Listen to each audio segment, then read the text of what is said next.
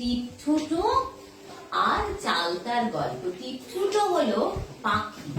এই যে অর্পিতাদি তোমাদের যে পাখির ছবিগুলো দেখালে, যে হাঁসের মতো দেখতে, তা এই যে এরকম অনেক পাখি জানো, আমরা কি করেছি, আমরা মানুষরা না বড় হয়ে গেলে খুব নিষ্ঠুর হয়ে যায়। তো আমরা না গাছকে ভালোবাসি, না পশু পাখিকে ভালোবাসি, একদম যাচ্ছে তাই করি।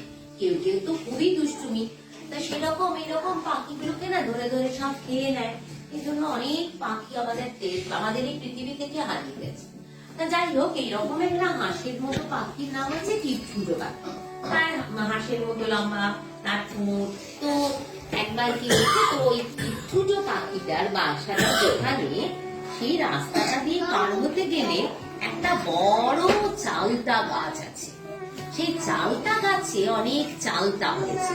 চালতা ফলগুলো না এইরকম বড় বড় হয়। সেই তোমরা যেরকম বল খেলো না, বাতাবি লেবু দেখেছো তো, চালতা গুলো এরকম বড় বড় হয়। আর যখন পেকে যায় তার মধ্যে প্রচুর রস থাকে।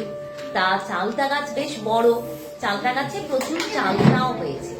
তো টিপছুটো পাখির যে বাড়ির সামনে, সেখানে একটা চালতা গাছ রয়েছে।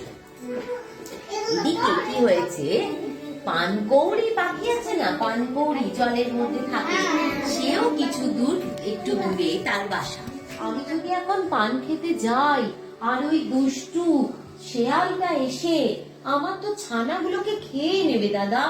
চালতা বলছে যে না না, তুমি একদম চিন্তা করো না, আমরা তোমার ছানাকে দেখবো। তখন টিপছুটো বলছে যে তুমি আমার ছানাদেরকে দেখবে, কিন্তু মেঘ করেছে যে। চালতা বলছে কিচ্ছু হবে না, তুমি যাও তুমি যাও।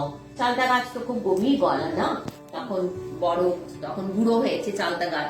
তখন টিপছুটো আবার বেরিয়েছে, খানিকদূর গেছে, খানিকদূর গিয়ে আবার দেখছে যে আমাদের অক্সিজেন দেয়। বাবারি, এত ভারী কথা, এত বড় কথা, তোমরা জানো আমরা নিঃশ্বাস নিচ্ছি অক্সিজেন নিয়ে না, তাই জন্য গাছ না থাকলে তো আমরা কিছুই করতে পারবো না। গাছেরা আমাদের ভীষণ বন্ধু।